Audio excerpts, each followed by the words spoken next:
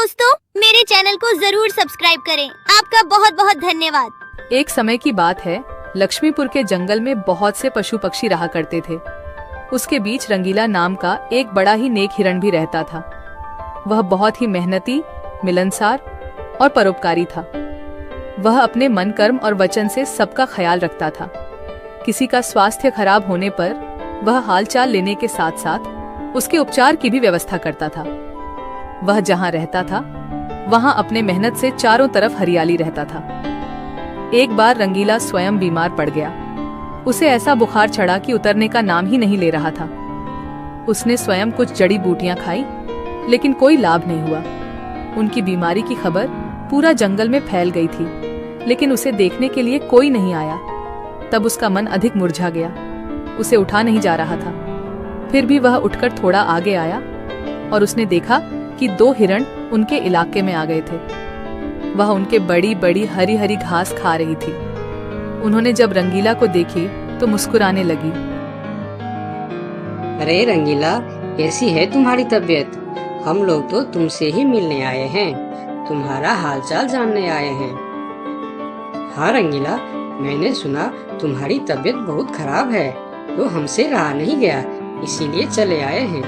अब बताओ, कैसी तबीयत है तुम्हारी?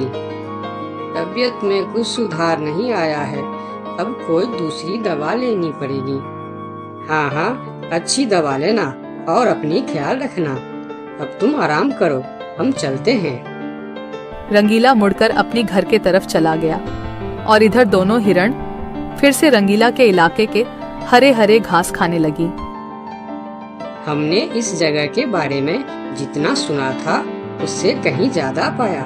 रंगीला ने बड़ी मेहनत से ये गुलशन सजाया है। चारों तरफ हरियाली ही हरियाली है। देखकर और खाकर तबीयत खुश हो गई। अभी पेट भरकर खा लेता हूँ, फिर कल रंगीला से मिलने के बहाने आ जाऊंगा। हमें रंगीला से क्या काम, हमें तो यह हरियाली खींच लाई है। चलो हम फिर कल आएंगे रंगीला से मिलने के बहाने। जब दोनों हिरण का पेट भर गया तब वह वहां से चले गए और अपने इलाके में जाकर वह रंगीला के इलाके के हरे हरे घास के बारे में तारीफ करने लगे। अरे भाई, यहाँ सूखे घास खाकर पड़े हो, वहाँ जाओ रंगीला के दरबार में, रंगीला का हालचाल पूछो और पेट भर के हरे हरे घास खाओ। बहुत अच्छा है रंगीला, उसके बीमार होने पर भी हमें हरे हरे घास खाने के लिए मिल रहे हैं। रंगीला बहुत अच्छा है, बड़ा ही नेक हिरन है।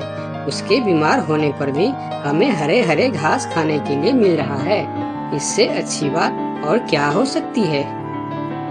वहाँ बहुत सारे हिरण की टोली बन गई। वह सब रंगीला के पास पहुँच गए और रंगीला का हालचाल पूछने लगे।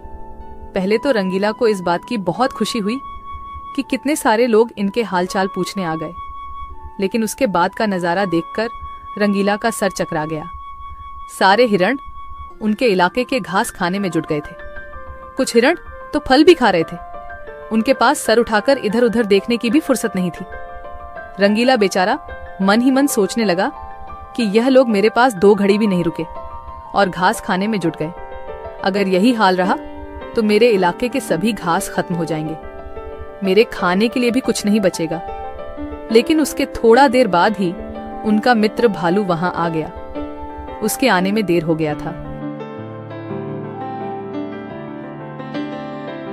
माफ करना दोस्त, मुझे आने में देर हो गई है। तुम्हारे लिए औषधि लाने बहुत दूर चला गया था।